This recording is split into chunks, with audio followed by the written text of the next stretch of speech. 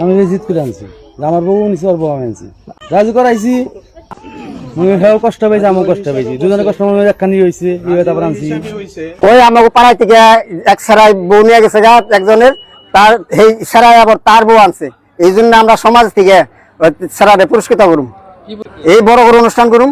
থানার মধ্যে এটা একটা গর্ব যে আমার বউ নিয়ে গেছে গা, আমি উল্টা তার বউ আনছি এই লক্ষ্মীপুর থেকে। 15 দিন ধরে নেওয়ার পর থেকে খালি ওই ছেড়ে বেঁচে করছে, খালি ফোন করছে।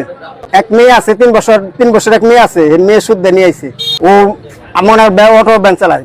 ছেলে বড়তে যে ছেলে নিয়েছে ওই ছেলে যে বাসায় পাপড় সিরিগিরি কাজ করতো, কাজ করার পরে ওই এখান থেকে ও 2টা মেয়ের সাথে সঙ্গত যায়। একটা মেয়ে আর ডিভোর্স করাইছে, ডিভোর্স করে আবার এই মেয়েটা নেবো ভেজে গেছে।